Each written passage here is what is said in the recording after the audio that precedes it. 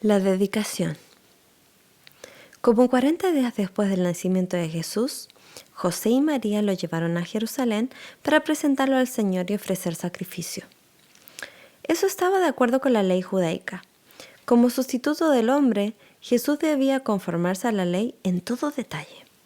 Y como una señal de su obediencia a la ley, ya había sido sometido al rito de la circuncisión.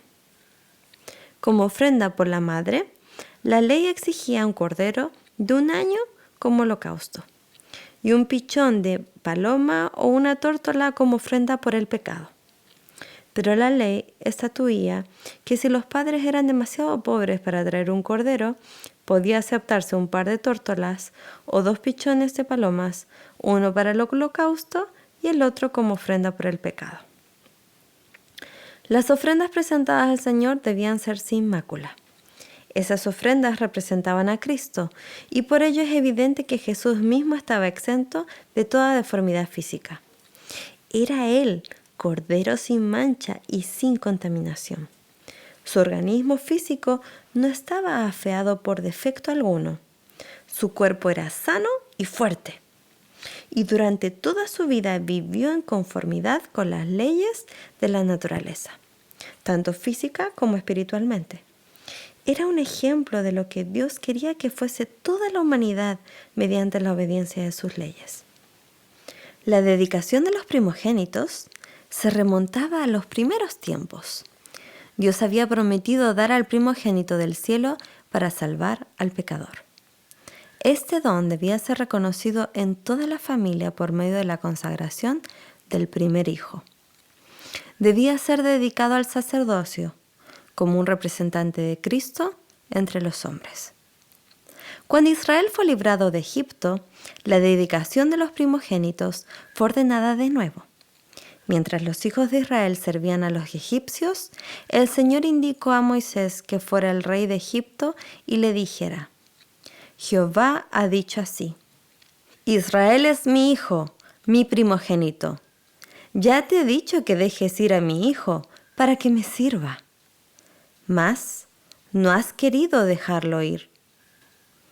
He aquí, yo voy a matar a tu hijo, tu primogénito. Moisés dio su mensaje, pero la respuesta del orgulloso monarca fue: ¿Quién es Jehová para que yo oiga su voz y deje ir a Israel? Yo no conozco a Jehová, ni tampoco dejaré ir a Israel. Jehová obró en favor de su pueblo mediante señales y prodigios, y envió terrible juicio sobre Faraón. Por último, el ángel destructor recibió la orden de matar a los primogénitos de hombres y animales de entre los egipcios. Para que fuesen exceptuados, los israelitas recibieron la indicación de rociar sus dinteles con la sangre de un cordero inmolado. Cada casa debía ser marcada, para que cuando el ángel saliera de su misión de muerte, pasara por alto los hogares de los israelitas. Después de enviar este castigo sobre Egipto, Jehová dijo a Moisés: Conságrame todo primogénito, así de los hombres como de los animales, mío es. Porque desde el día en que yo hice morir a todos los primogénitos de la tierra de Egipto, santifiqué para mí a todos los primogénitos de Israel. Así, de hombres como de animales, míos serán. Yo, Jehová, una vez establecido el servicio del tabernáculo, el Señor eligió a la tribu de Leví, el lugar de los primogénitos de todo Israel, para ministrar en su santuario. Pero debía seguir considerándose a los primogénitos como propiedad del Señor, y debían ser redimidos por rescate. De modo que la ley de presentar a los primogénitos era particularmente significativa, al par que conmemoraba el maravilloso libramiento de los hijos de Israel por parte del Señor, prefiguraba una liberación mayor que realizaría el unigénito Hijo de Dios. Así como la sangre rociada sobre los dinteles había salvado a los primogénitos de Israel, así la sangre de Cristo tiene el poder para salvar al mundo. ¿Cuánto significado tenía, pues, la presentación de Cristo? Pero el sacerdote no vio a través del velo, no leyó el misterio que encubría. La presentación de los niños era una escena común. Día tras día, el sacerdote recibía el precio de la redención al ser presentados los bebés al Señor. Día tras día, cumplía con la rutina de su trabajo, casi sin prestar atención a padres o niños, a menos que notase algún indicio de riqueza o de alta posición social en los padres. José y María eran pobres, y cuando vinieron con el niño, el sacerdote solo vio a un hombre y a una mujer vestidos como los galileos y con las ropas más humildes. No había en su aspecto nada que atrajese la atención y presentaban tan solo la ofrenda de las clases más pobres. El sacerdote cumplió la ceremonia oficial, tomó al niño en sus brazos y lo sostuvo delante del altar. Después de devolverlo a su madre, inscribió el nombre Jesús en el rollo de los primogénitos. No sospechó, al tener al bebé en sus brazos, que se trataba de la majestad del cielo, el Rey de Gloria. No pensó que ese niño era aquel de quien Moisés escribiera: el Señor vuestro Dios os levantará profeta de entre vuestros hermanos. Como a mí, a él oiréis en todas las cosas que os hable. No pensó que ese bebé era aquel cuya gloria Moisés había pedido ver. Pero el que estaba en los brazos del sacerdote era mayor que Moisés.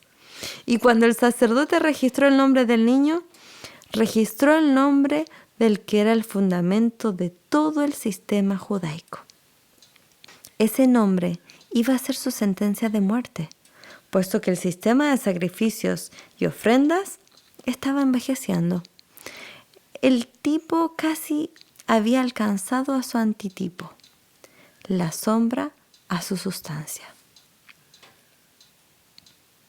La Shekinah, que significa presencia visible de Dios, se había apartado del santuario. Pero en el niño de Belén estaba velada la gloria ante la cual los ángeles se postran. Ese niño, inconsciente, era la simiente prometida, señalada por el primer altar erigido ante la puerta del Edén. Era Silo, el pacificador. Era el que se presentara a Moisés como el Yo soy. Era el que había guiado a Israel en la columna de nube y de fuego. Era el que del antiguo predijeran los videntes. Era el deseado de todas las gentes, la raíz y el retoño de David, la brillante estrella de la mañana. El nombre de ese bebé impotente, inscrito en el rollo de Israel como hermano nuestro, era la esperanza de la humanidad caída. El niño por quien se pagara el dinero de la redención era quien pagaría el rescate por los pecados del mundo entero.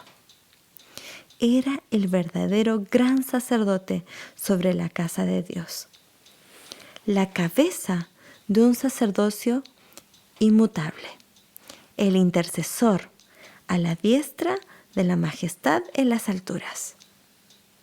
Las cosas espirituales se hicieron espiritualmente. En el templo, el Hijo de Dios fue dedicado a la obra que había venido a hacer. El sacerdote lo miró como a cualquier otro niño. Pero aunque él no vio ni sintió nada inusual, el acto de Dios al dar a su Hijo al mundo fue reconocido. Esa ocasión no pasó sin alguna identificación de Cristo. Había en Jerusalén un hombre llamado Simeón, y este hombre justo y piadoso, esperaba la consolación de Israel y el Espíritu Santo estaba sobre él. Y le había sido revelado por el Espíritu Santo que no vería la muerte antes que viese al ungido del Señor. Al entrar Simeón en el templo, vio una familia que se presentaba a su primogénito al sacerdote.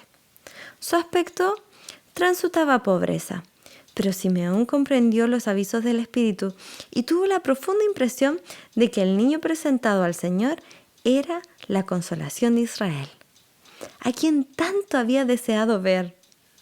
Para el sacerdote asombrado, Simeón parecía un hombre arrobado en éxtasis. El niño había sido devuelto a María y él lo tomó en sus brazos y lo presentó ante Dios. En tanto inundaba su alma un gozo que nunca antes sintiera. Mientras se elevaba el niño Salvador hacia el cielo, dijo: «Ahora, Señor, despide a tu siervo en paz, conforme a tu palabra, porque han visto mis ojos tu salvación, la cual has preparado en presencia de todos los pueblos, luz para revelación a los gentiles y gloria de tu pueblo Israel». El espíritu de profecía estuvo sobre el hombre de Dios, y mientras José y María permanecían allí, admirado de sus palabras, él los bendijo y dijo a María: «Este niño está destinado a causar la caída y el levantamiento de muchos en Israel, y al crear mucha oposición, a fin de que se manifiesten las intenciones de muchos corazones. En cuanto a ti, una espada te atravesará el alma». También Ana, una profetisa, vino y confirmó el testimonio de Simeón acerca de Cristo. Mientras Simeón hablaba, el rostro de ella se iluminó con la gloria de Dios y expresó su sentido agradecimiento por habérsele permitido contemplar a Cristo el Señor. Estos humildes adoradores no habían estudiado las profecías en vano, pero quienes ocupaban los puestos de príncipes y sacerdotes en Israel, aunque también habían tenido delante de sí los preciosos oráculos proféticos, no andaban en el camino del Señor, y sus ojos no estaban abiertos para contemplar la luz de vida. Así sucede aún hoy. Para los líderes religiosos y para los que adoran en la casa de Dios, pasan inadvertidos y sin reconocimiento eventos en los cuales se concentra la atención de todo el cielo. Los hombres reconocen a Cristo en la historia mientras se apartan del Cristo viviente. El Cristo que en su palabra invita a la abnegación, en el pobre y doliente que suplica ayuda, en la causa justa que entraña pobreza, trabajos y aprobio, no es recibido más ávidamente hoy que hace 2000 años. María reflexionó en la amplia y profunda profecía de Simeón. Mientras miraba al niño que tenía en sus brazos y recordaba las palabras de los pastores de Belén, rebosaba de gozo y agradecimiento y alegre esperanza. Las palabras de Simeón trajeron a su mente las declaraciones proféticas de Isaías. Saldrá una vara del tronco de Isaí, y un vástago retoñará de sus raíces, y reposará sobre él el espíritu de Jehová, espíritu de sabiduría y de inteligencia, espíritu de consejo y de poder, espíritu de conocimiento y de temor de Jehová. Y será la justicia cinto de sus lomos y la fidelidad ceñidor de su cintura. El pueblo que andaba en tinieblas vio gran luz. Los que moraban en tierra de sombra de muerte, luz resplandeció sobre ellos. Porque un niño nos es nacido, hijo nos es dado, y el principado sobre su hombro, y se llamará su nombre Admirable, Consejero, Dios fuerte, Padre eterno, Príncipe de paz. Sin embargo, María no entendió la misión de Cristo. En su profecía, Simeón lo había denominado la luz que iba a ser revelada a los gentiles y la gloria de Israel. Así también los ángeles habían anunciado el nacimiento de Cristo como nuevas de gozo para todos los pueblos. Dios estaba tratando de corregir el estrecho concepto de los judíos respecto a la obra del Mesías. Deseaba que lo contemplasen no meramente como el libertador de Israel, sino como el redentor del mundo. Pero debían transcurrir muchos años antes de que la madre de Jesús comprendiese la misión de él. María esperaba el reinado del Mesías en el trono de David, pero no veía el bautismo de sufrimiento por cuyo medio debía ganárselo. Simeón reveló el hecho de que el Mesías no iba a tener una senda sin obstáculos en el mundo. En las palabras dirigidas a María, una espada atravesará tu misma alma, Dios, en su tierna misericordia, ofreció a la Madre de Jesús un indicio de la angustia que por él ya había empezado a sufrir. Simeón había dicho: «He aquí que este niño es puesto para caída y levantamiento de muchos en Israel y para blanco de contradicción. Deben caer los que desean volver a levantarse. Debemos caer sobre la roca y ser quebrantados antes que podamos ser levantados en Cristo. El yo debe ser destronado. El orgullo debe ser humillado si queremos conocer la gloria del reino espiritual». Los judíos no querían aceptar la honra que se alcanza a través de la humillación. Por tanto, no quisieron recibir a su Redentor. Fue una señal de contradicción. A fin de que sean manifestados los pensamientos de muchos corazones, a la luz de la vida del Salvador, el corazón de todos, aún desde el Creador hasta el príncipe de las tinieblas, será revelado. Satanás había presentado a Dios como un ser egoísta y opresor que pedía todo y no daba nada, que exigía el servicio de sus criaturas para su propia gloria sin hacer ningún sacrificio para su bien. Pero el don de Cristo revela el corazón del Padre. Testifica que los pensamientos de Dios hacia nosotros son pensamientos de paz y no de mal. Declara que aunque el odio que Dios siente por el pecado es tan fuerte como la muerte, su amor hacia el pecador es más fuerte que la muerte.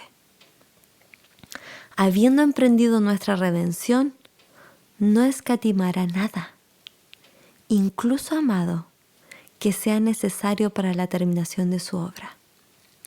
No se retiene ninguna verdad esencial para nuestra salvación.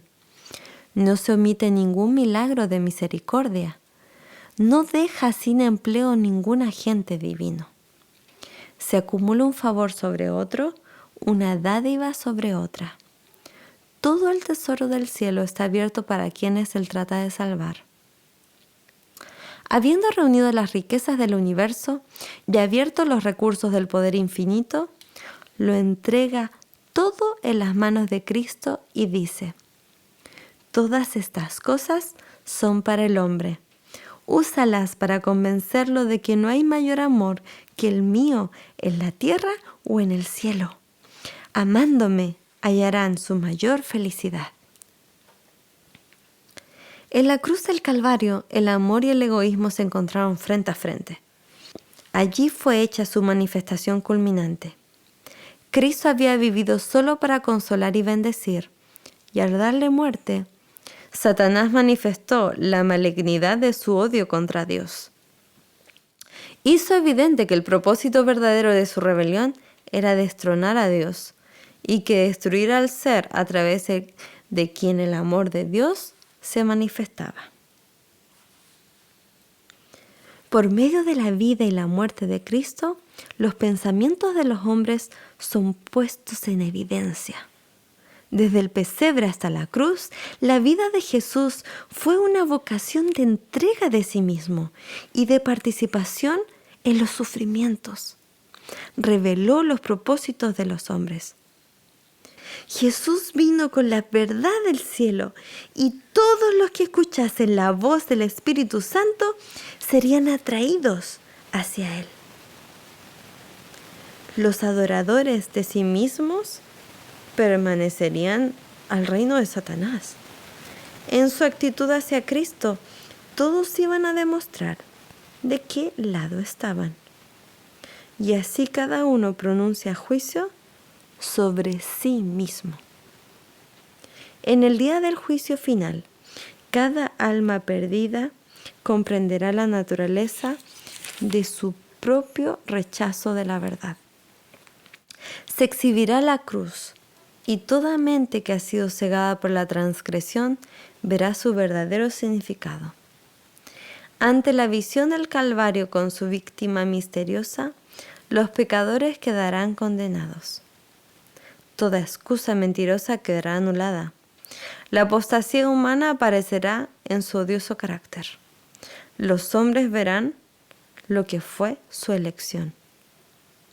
Toda cuestión de verdad y error en la larga controversia quedará entonces aclarada. A juicio del universo, Dios quedará libre de toda culpa por la existencia o continuación del mal. Se demostrará que los decretos divinos no son accesorios al pecado, que no había defecto en el gobierno de Dios, ni causa de desafecto. Cuando los pensamientos de todos los corazones sean revelados, tanto los leales como los rebeldes se unirán para declarar: justos y verdaderos son tus caminos, Rey de los santos. ¿Quién no te temerá, oh Señor, y glorificará tu nombre? Porque tus juicios se han manifestado.